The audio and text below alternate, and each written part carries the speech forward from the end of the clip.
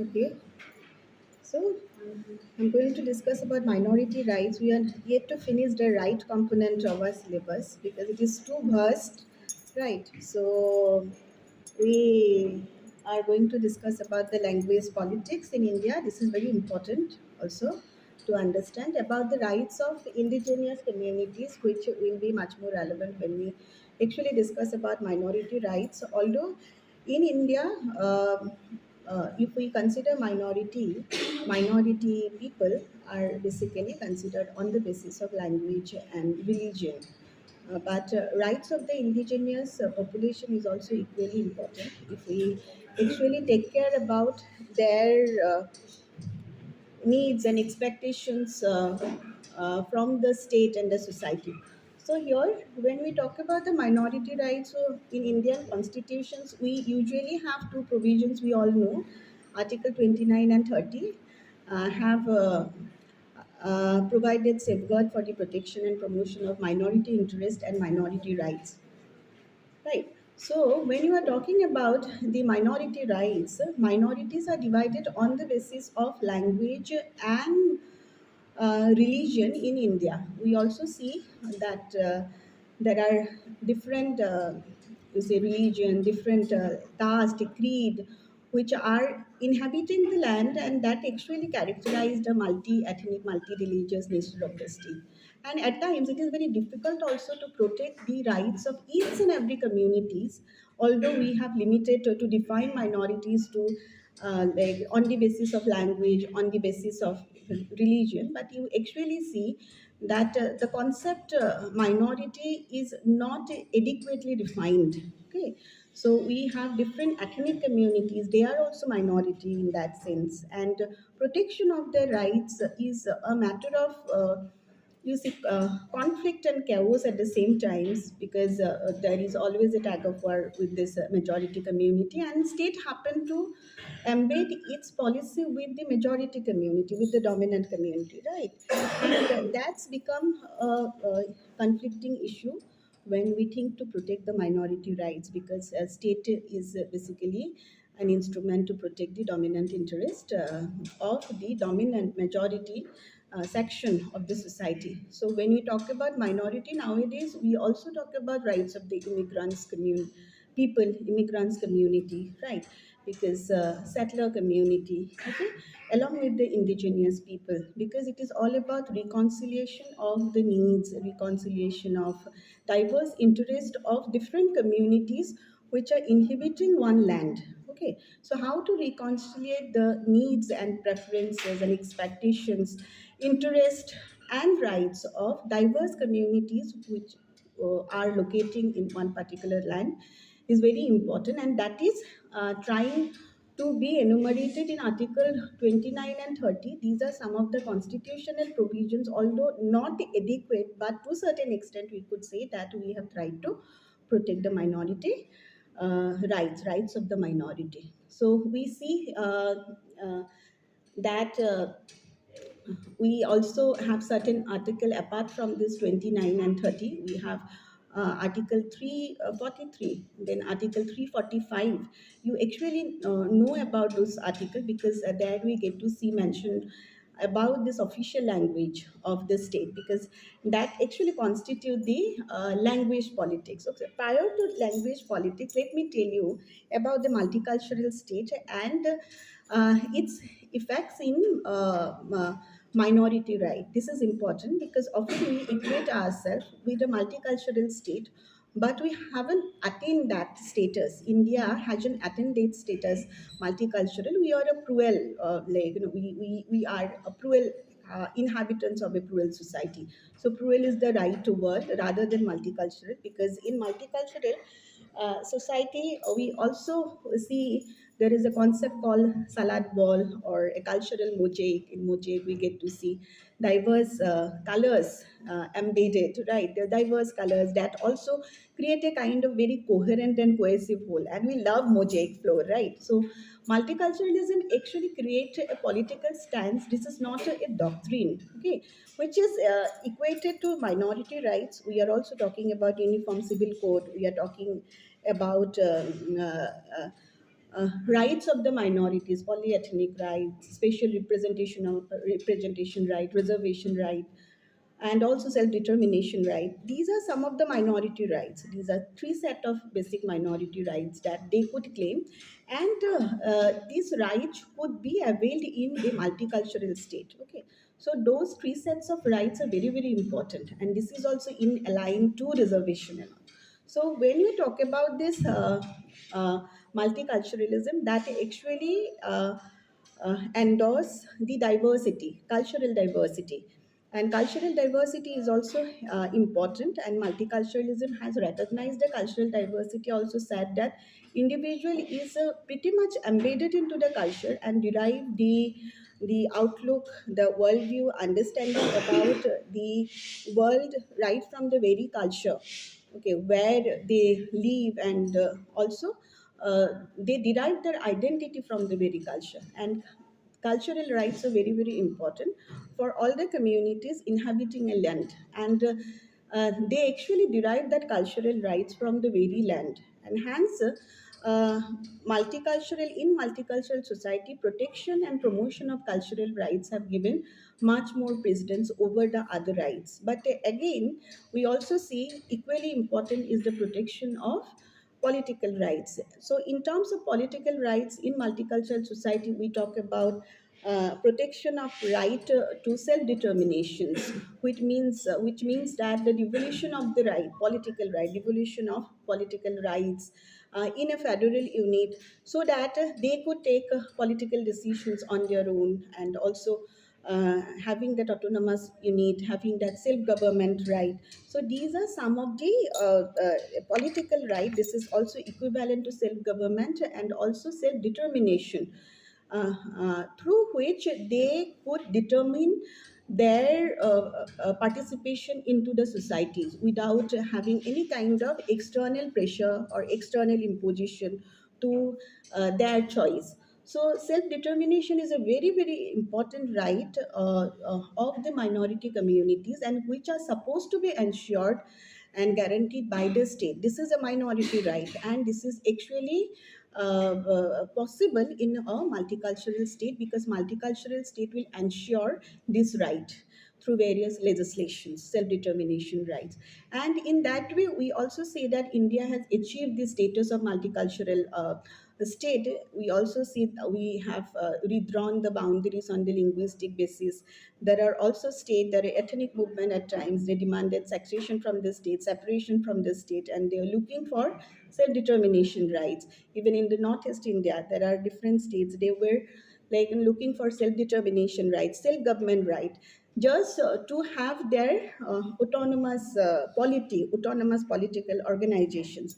And we, in a federation, have also no problem in having that political devolutions of the rights equally, and hence we to certain extent attain the status of multicultural real state. Okay, and this is actually an offshoot of liberal politics. Let me tell you that when you talk about the liberal democracy, multiculturalism or multicultural state is also an offshoot of liberal democracy or liberalism.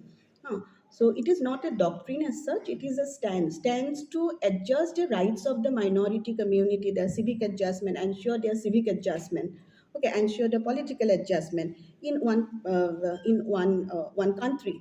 So it's very important to have that adjustment, civic adjustment of the rights of the minorities in one political unit.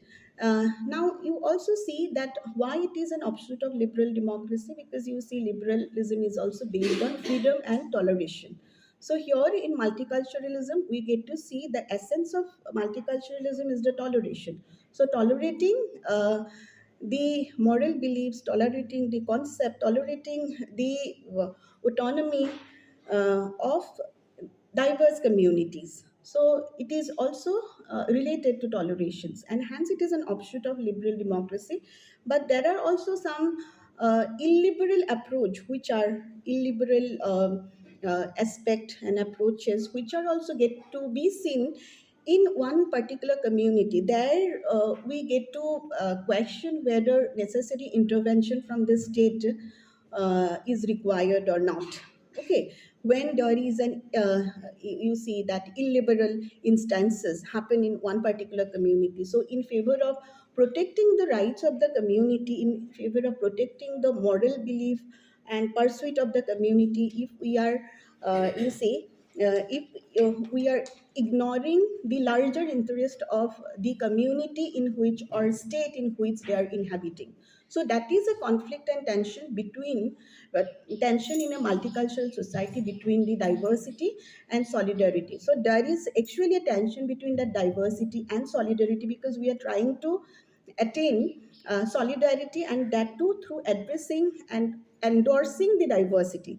So we are endorsing the diversity and we are trying to attain solidarity. But there is a gap. There is a gap between this, and that will accentuate the tension in multicultural state, because it is all about the responsibility of the state, social responsibility of the state towards the community. So at times you also see that social responsibility of the state towards the community has been weakened in a multicultural state. So multicultural state will not be a kind of like welfare state at the same times, because state is supposed to create a condition for equal development, for equal safeguard, equal protection of all the communities. But at the same time, state, you see, state is also supposed to tolerate some of the actions, some of the activities of the communities based on custom, based on moral beliefs. So in it's in every occasion, state cannot intervene. So that is also been perceived as a part of multicultural, like stance. We talk about it as a stand. So we see that while addressing the diversity, definitely we see that multicultural state has attained a kind of particularism which is not likely. So there are also different arguments in favor of multiculturalism. There are different arguments in against multiculturalism. So we actually see that even this civil rights, that is like a very important issue. We talk about civil rights, uniform civil code. So it is all about adjusting the civil rights. And you also get to see that the importance of multiculturalism came to being or came to appear in 1960s. Prior to that we won't get to see that importance of this stance, political stance, and it is also associated with the black nationalism, black nationalism in America. So in America, if you look into the composition of the state and the polity, so you will get to see that in America, that there are basically that's a settler country and country of immigrants, and Indians happen to be the inhabitants, that indigenous inhabitants of America, Indian people, the same time, and those who have migrated, Indians migrated to America are Indian Americans. So you get to see that they do have lot of tensions and even at times say that chaos in understanding the concept called multiculturalism. And here we see that emergence of civil rights movement as a part of reformist movement has actually led to rise of concern for multicultural state. Black nationalism came up, and also we talk about like two wings. We discuss about these two wings, reformist and revolutionary wings, as a part of black nationalism in America, when they demanded their rights.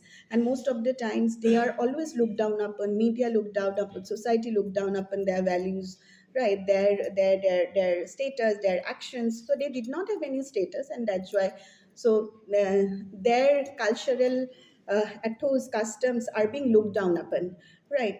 And also it is equivalent to having a media for the minority community. It's very very equivalent in order to address their rights, because it is also related to their self identity and identification. Self identity, which is also equated to the power and agency, exercise of their agency, right, exercise of their agency. And identification is exercise of power. It is all about like participating in the community, and even in the that larger community apart from their group identity. So identification with the larger whole, whether they have got that right or not, is very very important. So we see that black nationalism is the that point since when that multicultural stands got to see the prominence. And we see that there are Black Panther Party. They went that revolutionary and also confrontational. They also took this armed rebellion at the same time. So that culminated adjustment of civil rights for the black, and we also have the civil rights movement that called as civil rights movement, right? In India, we have a different scenario.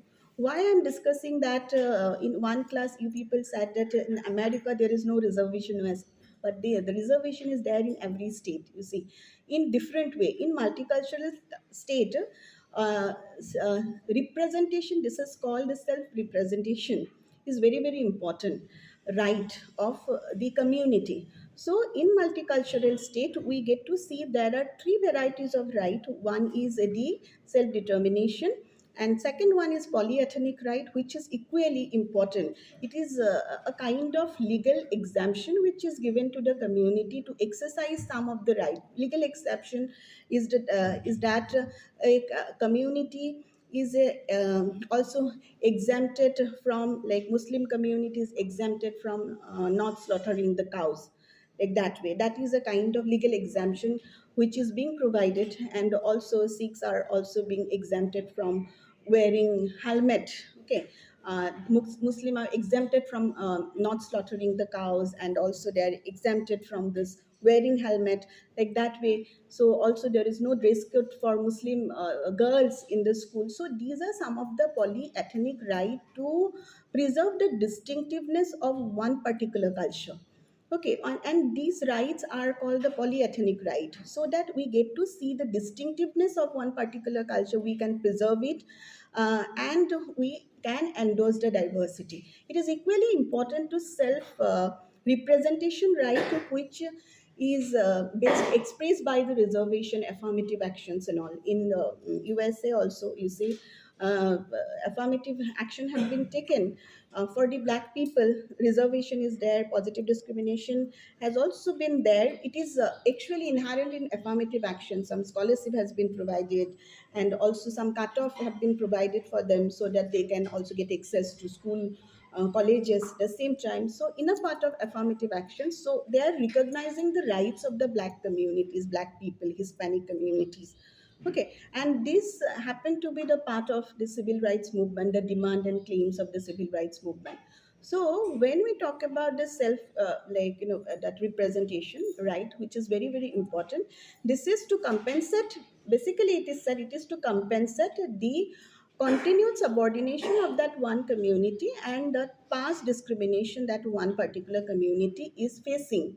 So we are having a problem, that procedural problem of identifying that community, but it is very very important at the same time if you're living in a multicultural state. Okay, so these two very important rights will always make sense in a multicultural state. And here also we see that it is equated to the rights of the, like, aboriginal rights of the indigenous communities. Okay, so we see in India we have two very different communities, like which are distinguished as minority. One is language based communities, and that is also ethnicity. We can say when language is come under ethnicity. And also we say that that religious minorities, you get to see that in Meghalaya there are also that Senkhasi community. Senkhasi community are following their own traditions, but now they are also converted to, you see, that Roman Catholic religion. So that is their belief, and that is their right. At the same time, recognizing the right is also a very core to the multipolar society, and it is important in multicultural society. We also see that in um, um, Nagaland, we have Sakma, and we also have that community called the Ring community. Sakma is a follower of Buddhist religions, and we also have the Ring community. Ring, Naga, they are also follower of that nature, worshipper of nature. So recognizing their right, and they are being targeted by BJP, and we also see there are other communities, Lakha communities are there, and Hamar communities are also there. So okay, so recognizing the rights of the each communities and giving them that self representation is very very important. Okay, one is polyethnic right, and recognizing their rights and not to create any chaos into the society is very very important in multicultural society, in multicultural stance. And here it is equated to, let me tell you that this is called this salad ball concept.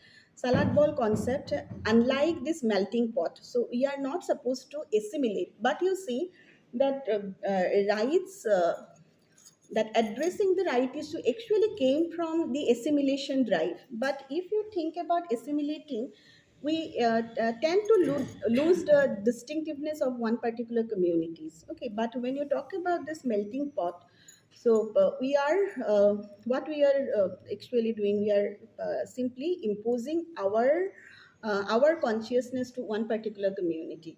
So instead of that melting pot concept in multicultural stand, it is also very important to go by the salad ball. So that distinctiveness. So where particularism will always take precedence over universalism, and that is actually, you see, this go against that goes against the whole multicultural stance, because it will only look about this particularistic animal, very very specific elements, rather than the holistic element.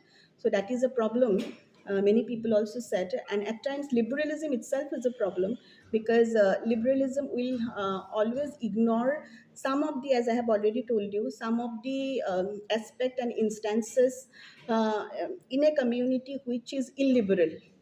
And hence at times you see that France is also a multicultural state, and they denied the rights of the Muslim community to go to school with their religious, like, symbol, hijab and hijab, just to preserve the, like, that identity of secular liberal identity of the state, and also to, you see, not to mix such religion with the state, and also to counter gender inequality.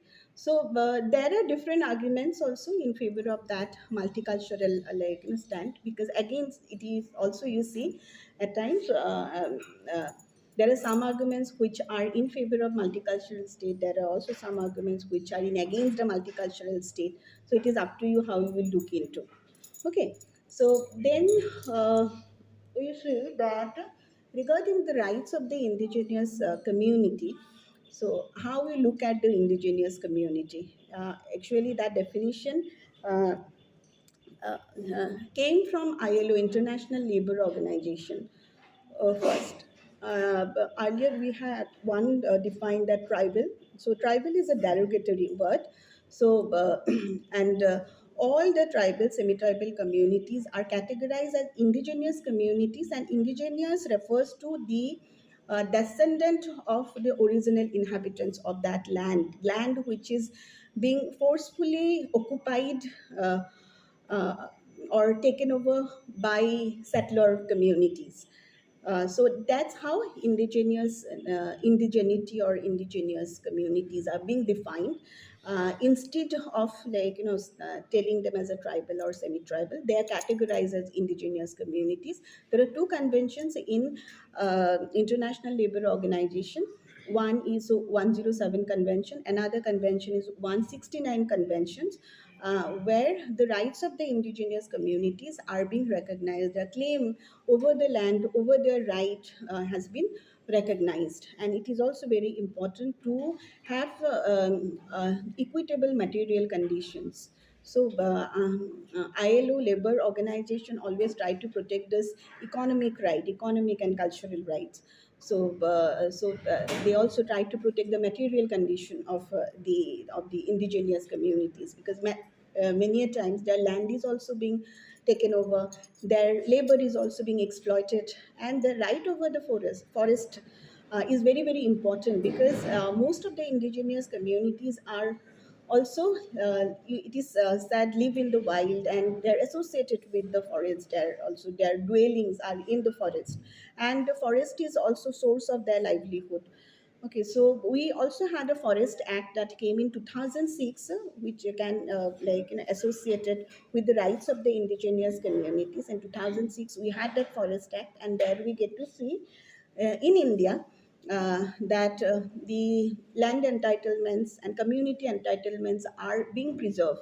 Community entitlements in the sense that their right over the fees, right over the fisheries, which also can be used, which can also be sold. The rights over the grazing land, rights over the pastoral routes are also being preserved. Their rights over the biodiversity and protection of the biodiversity, and also protection of intellectual property rights of the community, which is very important at the same time, which are recognized by the Forest Act at the same time. Right to rehabilitate the indigenous communities if they are displaced from the forest areas. So they have also right to be rehabilitated if they are displaced by the forest of a forest department. Then that rehabilitation right can also be exercised, which is mentioned in the Forest Act in India, and their rights over the land and right to have use, collect, and reuse uh, of and also dispose the resources which can be generated from the forest. That is also ensured in the Forest Act.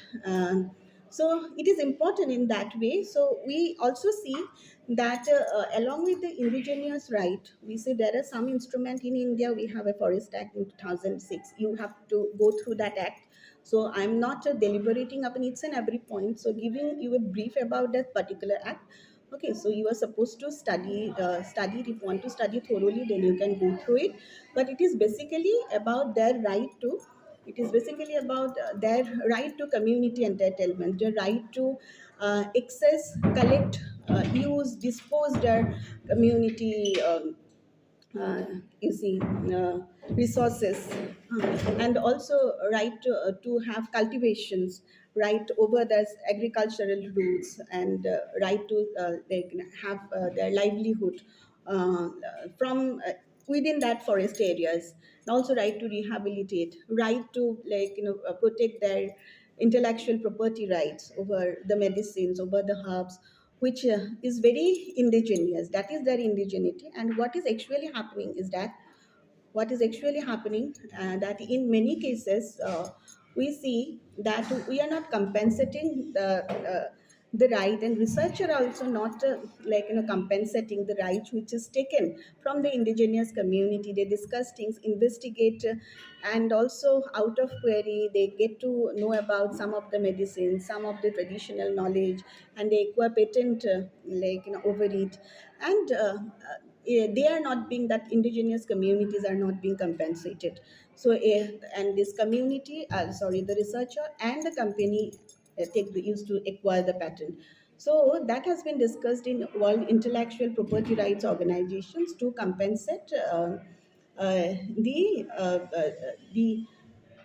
um, to give the compensation for any kind of intellectual property which has been taken out from that community, or intellectual that asset has been taken out, or even getting patent, etc., etc.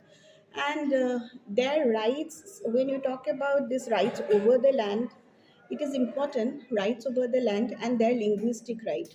So it is important to understand the linguistic rights of the communities and rights over the land. This is also equivalent to like in the forest land and all. And rights over the that linguistic right is important. And we see here in India that was in 1950. Four, that working committee of Congress has already endorsed the that this tribal language may be a medium of instruction in that, or indigenous language may be a medium of instruction in that indigenous areas. So they have recognized that India has already recognized right and is a medium of instruction. So, in relation to the like language, we get to see that there are different provision at the same time. Okay, different provision in Indian constitutions, but in international perspective, we basically see the rights of indigenous community in terms of intellectual property rights and the rights over the land, rights over the forest dwelling, the rights to access the biodiversity, etc., etc. So, which is very important. And if you look into the scenarios across the world, we see that there are different aboriginal communities. Australia, look into the case of Australia, you see. Australia, we also have the evidence of having the aboriginal communities living since 25,000 years. That was from the prehistoric age, living there. And you see, after Second World War, only they're able to get their rights protected. Okay, and earlier they were living in the wild. So, and after 1970s, Australia has also accepted the increasing Asianization of their land and the territories. They have accepted it. And hence we see that right issues in multicultural state uh, has been a matter of contention, but it is also a increasingly debatable phenomenon, as well as you see an issue that should get a special interest nowadays. Because this is actually, this has happened after migration, that migration drive during 1970s. Okay, rights of the settler communities, because their rights have come into class with the aboriginals and indigenous populations. So hence you see that when you look into the rights of indigenous communities in other, like,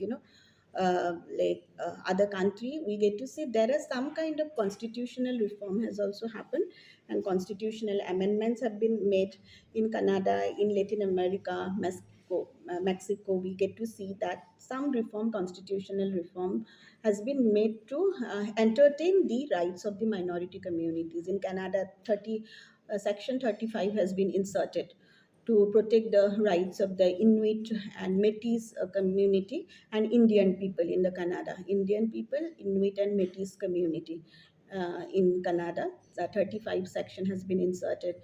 In Brazil also, by 1988, a separate page has been inserted in the constitution for Indian people, Indian communities.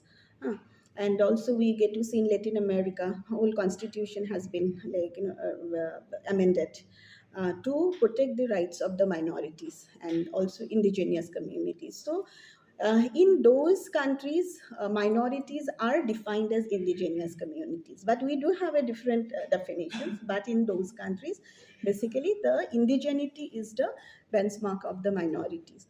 We also say we have different variety of indigenous communities across the world.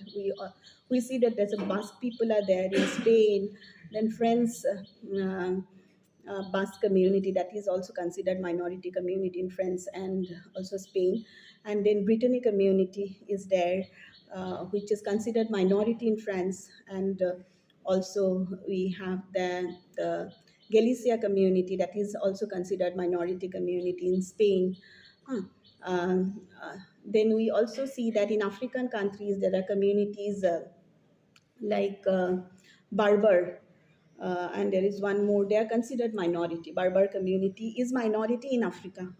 Again, like, black are considered minorities in, like, America. So there is also Back to Africa movement. It is there. The prior that is also Back to Africa movement is a parallel movement, or also contemporary to that civil rights movement. That was actually spearheaded by this Marcus Garvey.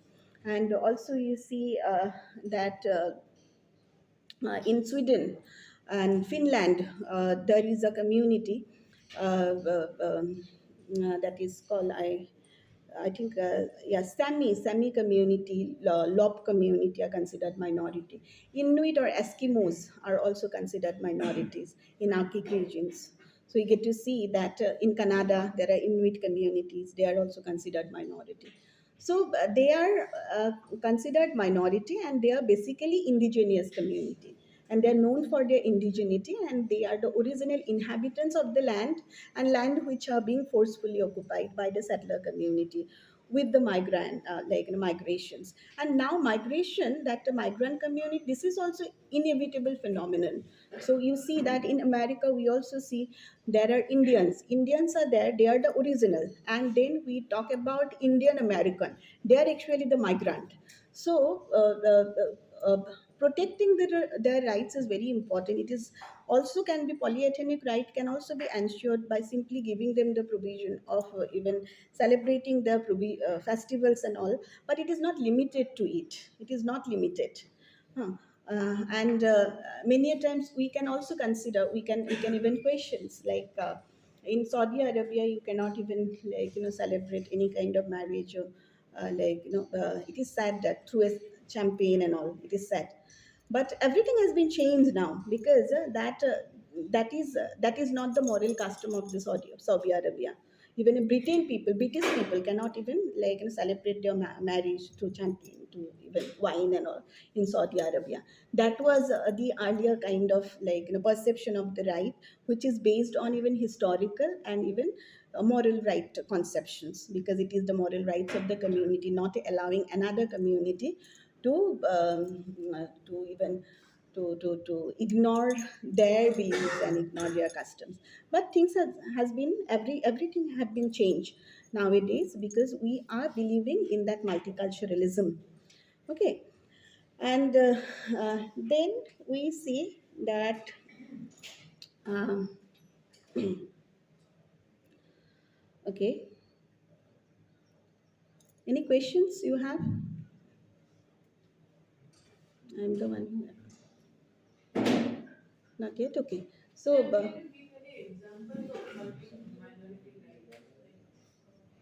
it's all about, example is polyethnic right, is a minority right. That is also minority rights are language, their right to have self-determination, withdrawing of language boundary. We are coming to this language politics in India.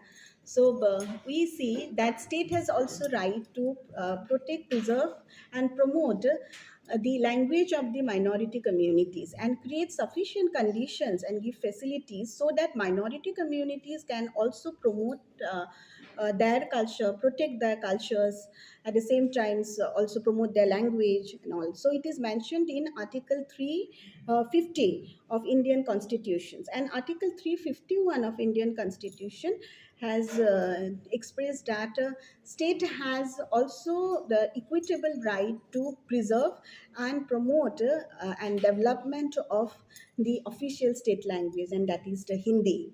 You see, that is also, you see, there is a clash between this nation and this region image, which is always there. So we will move to regionalism, but not today, because when we talk about this um, uh, that rights, there are three rights I have already told you. That is self-determination right, right to have their own political unit. That is the first right, political right, right to self-determination. That is the minority right, right to self-determination, right to establish their own political organization, own administrative unit, so that they can govern themselves. Self-governing right is the first very basic right of the minority communities.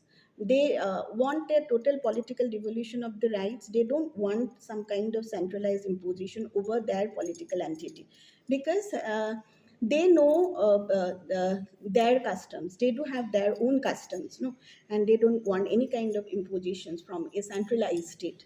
So they actually believe in that federal. So India, in a way, we have we have federalism. In that way, we also see we have ensured that political devolution of the rights. We have see there are separate administrative units, that autonomous states are there, and we see that these countries, this very state, like Nagaland, Mizoram, we had like seven sister state earlier. So they have got the self determination. This is their right. They claim for self determination and separated themselves from Indian state. But at the same time, in multiculturalism, what we get to see that there are so many divisions. So we make the land highly fragmented. That goes against the, like, cohesiveness or coherent interest, and also this we talk about that national interest of the country. So that is a fear which is also, like, raised by many one, because we talk about the self determination. At the same times, we talk about the self determination of one community and political union. But if they completely succeed from the state or separated, then we see that there will be many more fragmentations in the country, and we cannot achieve the national interest of the, like, of the state. So that is that goes in favor and against multiculturalism. Polyethnic rights, we say, that is, Punjabis are not to wear, like, helmet. But again, looking at that, a Muslim Air Force has also claimed, two Muslim Air Force have claimed that they should also have right to even right to have long beard, because Punjabis have like to keep the beard long, so they should have also right to keep the beard long. So, and you also have a national commission for minorities that was instituted in, I actually forgot the year. National Commission of Minority that was instituted after this that Minority Act passed in. So that instituted, they guarantees their right that okay, you have also right to keep your beard long. And so you see that that is a polyethnic right. Okay. And you also see that this National Commission for Minorities has uh, claimed and also they demanded election commission not to use the word like appeasement and vote bank politics, because many a times you see this happens during this like Mayabati's time. There was an incident. That was related. I actually just forgot. I'll discuss if it clicks, then I'll discuss with you. So if state used to appease one community and try to take a certain step, whether we can actually preserve the secular order of the country or not, it is related to that, but I forgot it. Exactly what happened. And we see that Minority Act has recognized that there are five communities in India: Muslim community, Christian community, Buddhist community, then Sikh community, and Zoroastrian communities are minority community, and that too on the basis of religion, and they constitute 80% of population. So we have a definition here in India. We have a definition of minority on the basis of religion and language. So religious communities, religious minorities constitute 18% of populations in that way. And on the basis of, and we always look into that caste issue separately, because this is also a kind of block to the society, but that is very, like, you see, basic feature of the social structure and the society. So we do have certain provision for it, and hence when we talk about the minority rights, again there are also communities that demand for polyethnic rights, self-representation right, because when they say that we have not been represented properly in government, in administrative units, in even you see this education, so definitely they have that right to demand that self-representation. Self-representations that in case of positive discrimination, I'll say that, so that they can have proper representations and proportional representation in the community. So that is another right. Okay, so these are the three very basic rights that minority can ensure in you see, and can claim for, and can be ensured in you see, in a plural state, in a plural state, in a multicultural state. And these very rights have been described by Kemlika. Kemlika has discussed about these three sets of rights: self-representation right, polyethnic right, and you see the self-determination right. Uh, uh, so that is the thing. And on the basis of language, we see we have a, like, policy So the official stat policy is also there. So in Article 343 has laid down the official language policy of the state. Article 343 laid down the official language policy of the state, and for that also we had a uh, huge you say debate over deciding the official language. And in Article 345, actually decide the eighth schedule that recognize the 22 languages of the state, and that too for specific purpose of the state, specific purpose maybe for communications, for education. So this is basically a state right, it is said. And it is also said that for educations, there is we actually for education purpose, when we decide the language medium of instructions, so there has been lot of lot of debate, controversies, pressures, and also interest articulation happen at different period of time. Hmm. And there we get to see contention over this, over the language that three language policy later came in. Before that, that is also one language, second language. English got the second language status. That too, after 1965. Okay, and we continue with the Devanagari or Hindi to be the official language, or and there are also you see different interest among interest groups with the varieties of interest taking to their language. So first we have a national language, Hindustani language, that is whether that should be the official language or not. Then whether states should have separate languages, and which is or regional language and language which is spoken by the community, 70% of the community of the state, on the basis of which we actually distinguish the state that bilingual or unilingual state. If in one state 70% of the people speak one language, that will be considered, that state will be considered unilingual state. If there are precipitations, so we actually see that the bilingual. Assam is also a bilingual state, but at the same time, so we call it bilingual, but there are also accommodations.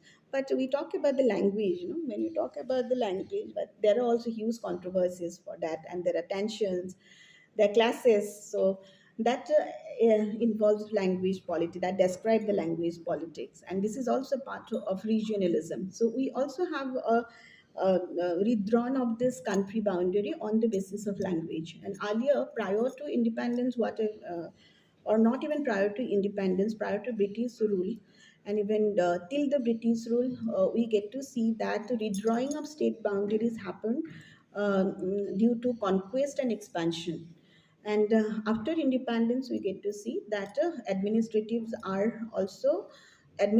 units are formulated. Various administrative units are formulated, and that on the basis of language. And that also lead to look into the question of the language rights of the communities. Okay, because that is a efficient for efficient administrative functions, also for efficient communication between state and the center in a federation, it is important. And also how effective the learning could happen in one particular community by the use of the language. So we talk about mother tongue, it is also, it was decided mother tongue at the primary level, because learning mother tongue at primary level of education will also make learning much more effective. It is said that effective and useful. And then in secondary level, whether we should continue with this mother tongue or regional language. So a lot of controversies happen at different period of time. And in tertiary level at higher educations, whether we should go for regional language as a medium of instructions, or English or Hindi, that was also discussed. And there are pressures from different groups.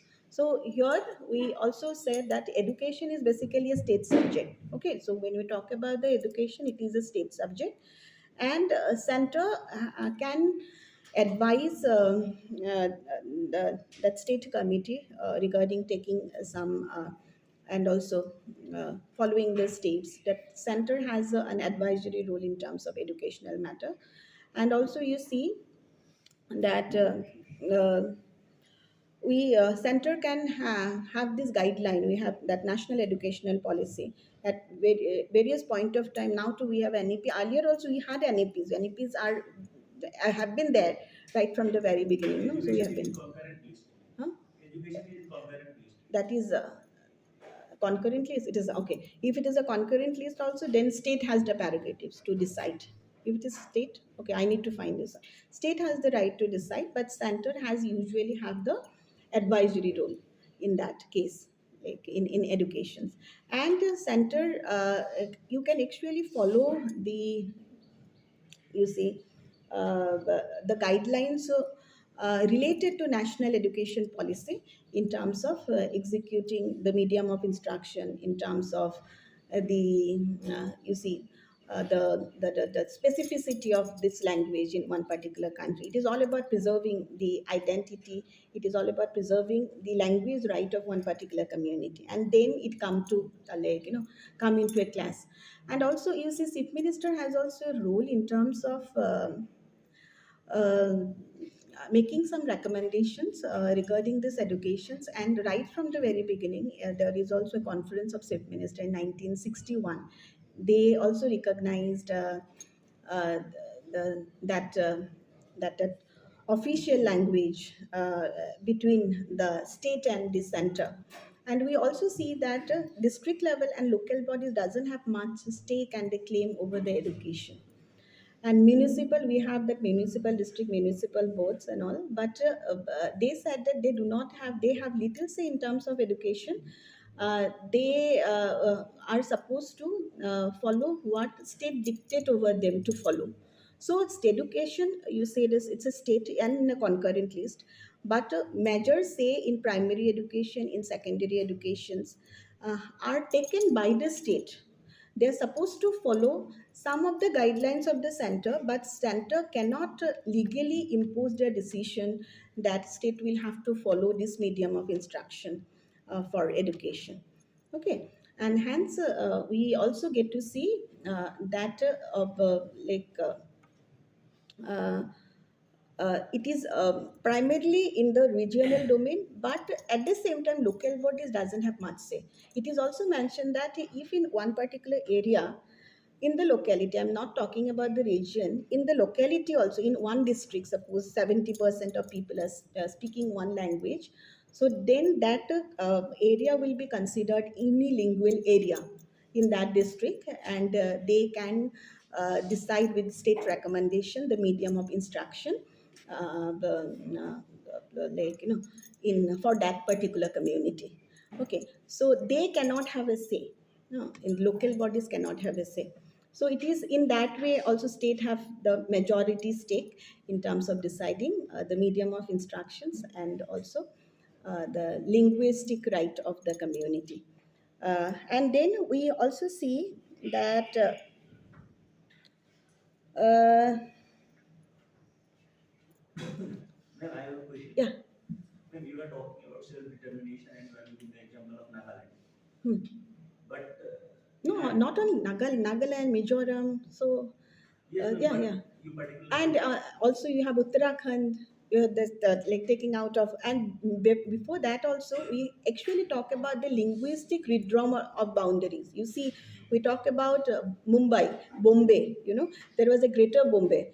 Greater Bombay was divided into Maharashtra and Gujarat, and that too on the linguistic basis. There was a linguistic redrawn of the boundaries, and there were also like hesitations and clashes between the communities, and that too to protect their rights.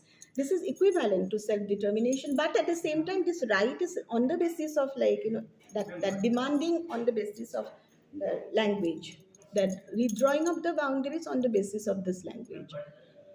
But right to self-determination can be much more equivalent when we talk about the right of that indigenous communities, rather than this right of like, they're called majority, but there is also, like, right to protect their language. And on that basis you get to see you see this linguistic boundaries are being redrawn. Yeah. Special provision of Article 371A. Yeah. Where have the autonomous right over land and yeah, yeah, other areas. But yeah, you are joining that with federalism, yeah, nature of India. Yeah. And do you think that they have the right to plebiscite or to right to pleb- they plebiscite? Plebiscite.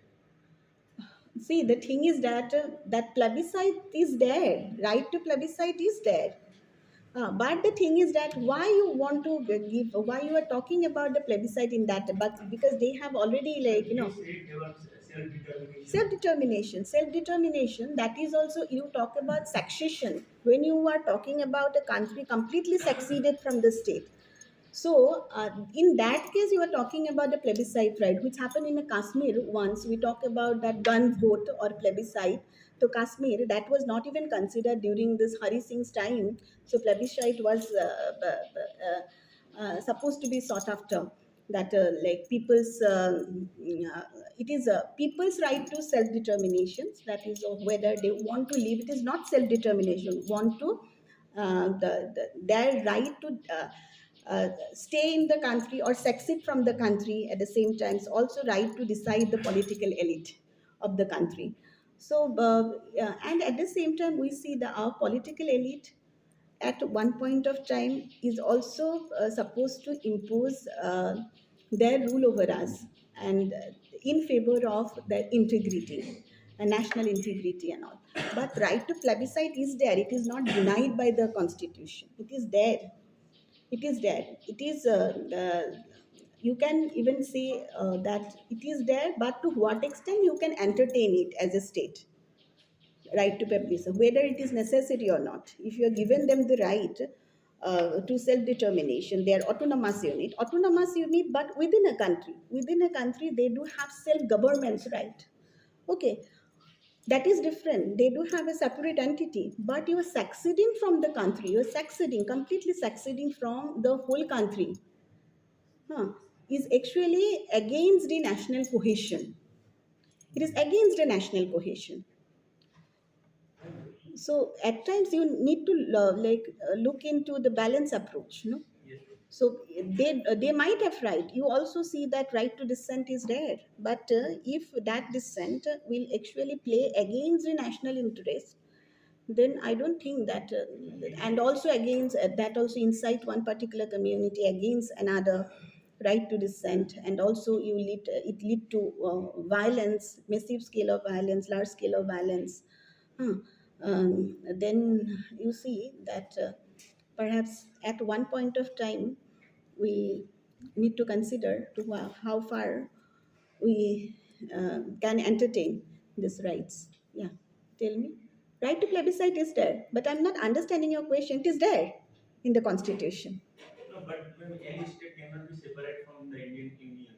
That is also there in the constitution. Oh, so yeah, that is different. Plebiscite right is there, so yes, they cannot be. So India is a mix of federal and unitary state.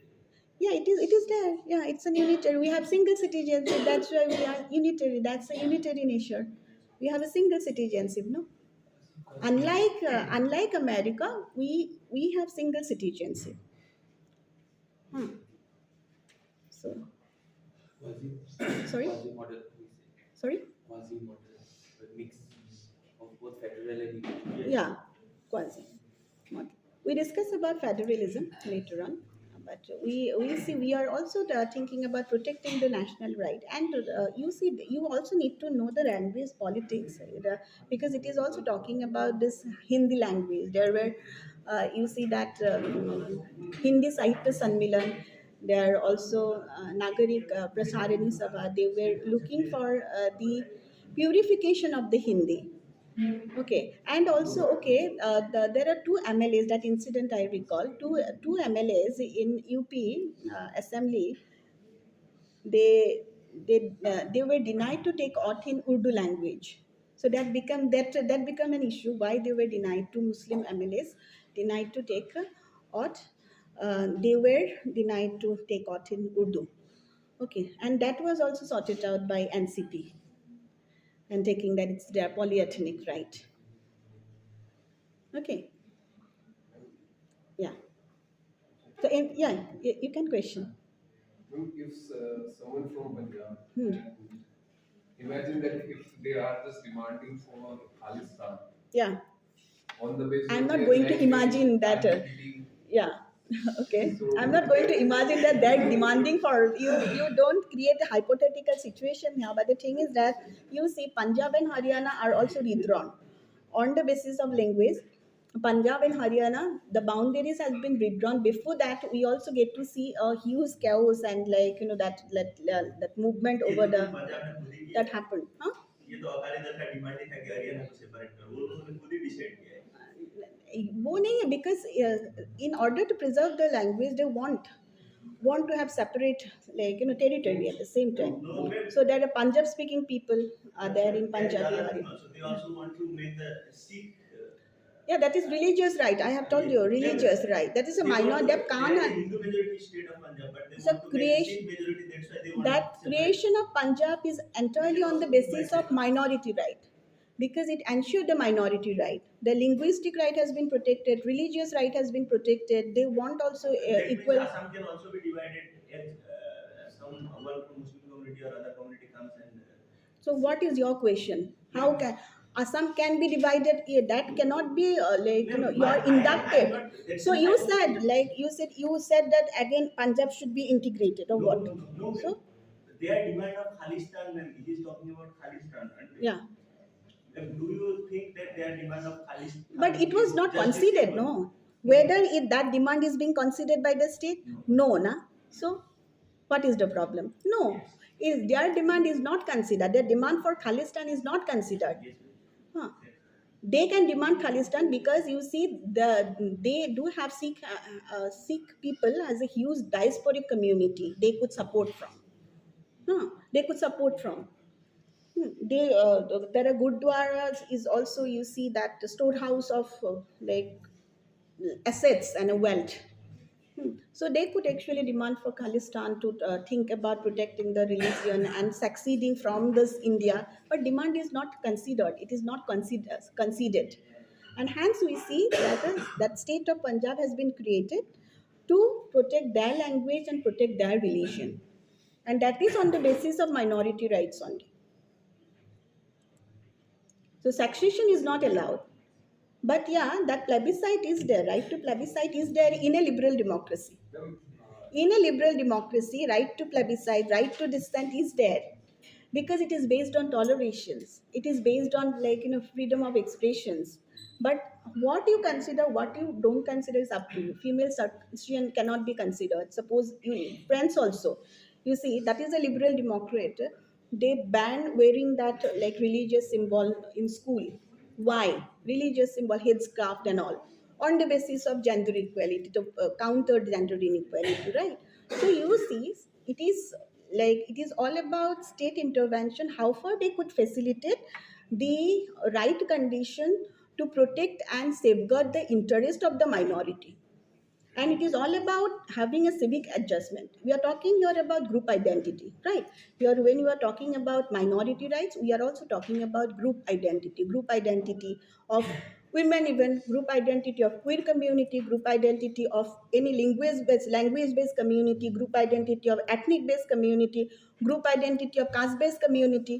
Okay, but you see when you actually in talking about and focus on a group identity, the very cultural distinctiveness are also being forgotten. So it is also said that in multicultural state we are talking about the right to understand their cultural distinctiveness, but at the same times what we are actually doing is that on the basis of some kind of adjustment, we uh, what we are talking about, like we are actually preserving the group identity, but we are actually forgetting the individual right of the person also, who are claiming for an autonomy, who are claiming to uh, uh, get that representations, or even going by enjoying some of the civic rights and also cultural rights.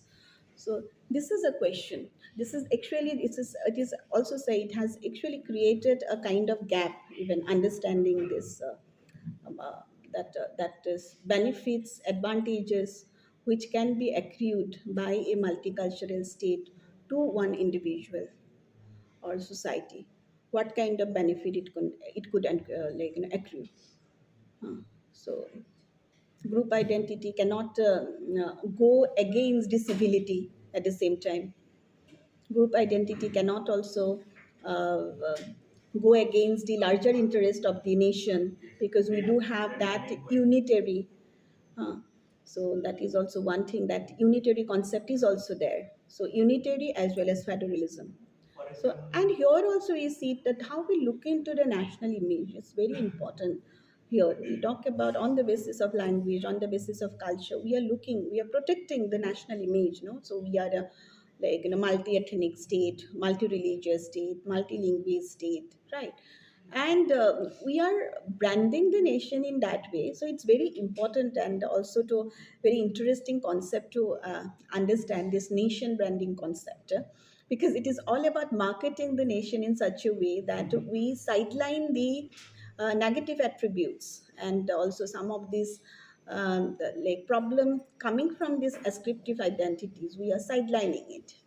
We are sidelining it because this ascriptive identity will always create a problem. And bigger problem is with the media even. You see, when we talk about the rights of minority community in a multicultural state, is related to their freedom of expressions, freedom of press and expressions, because we cannot say that their rights are they are represented properly in the national media, in the mainstream media, right?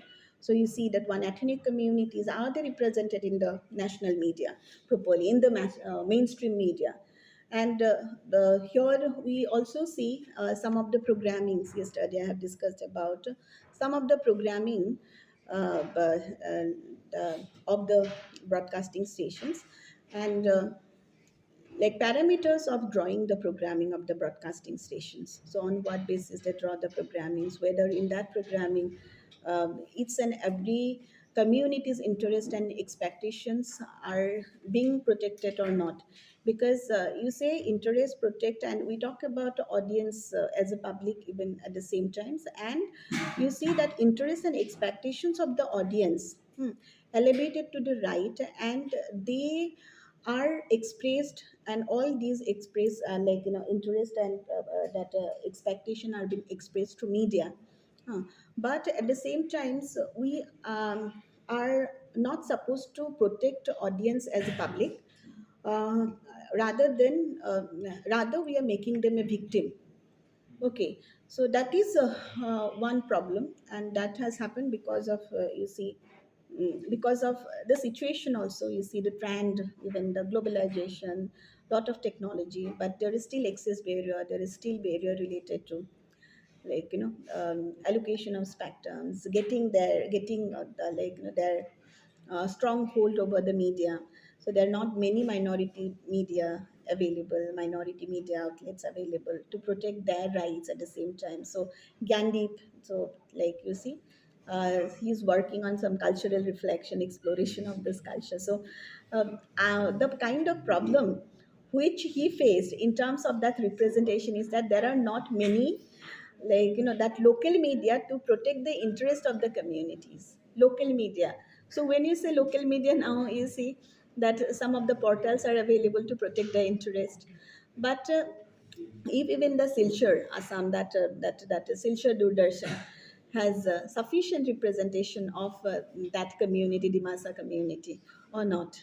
So that is an issue actually, and hence we had to change the whole, that dissertation, the direction of the dissertation. So it's working on folk songs. So that is an issue, because they are not sufficiently represented in the media. Communities are not sufficient. There is lack of visibility of the communities in the media. If you study their local outlet, hardly you could get some inputs local.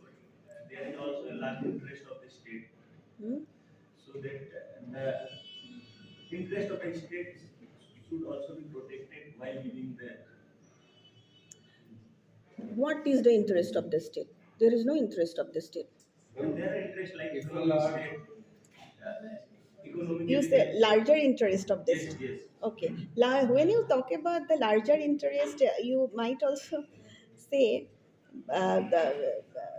we can say that if we address the interest of all the minorities, the programming slot will be highly fragmented. That you can say. That might be one argument. So you are preparing the programming slot and we are addressing the issues of all the minorities. So its slot will be highly fragmented. We are not going to get viewership because that is the regions they usually provided. We are not going to get viewership for even a single programs because if viewer of one particular community less in number, so how can even think of giving value to that program. So that is one, and we will not get advertisers consent on the content coming from the minority at the same time. Because advertisers always go by the majority interest, and that is one thing. So that is that can be, but larger national interest is also protect the minority interest. That is very important. So everywhere it is also shown that images are being constructed. So okay then, I'm leaving it today because it's almost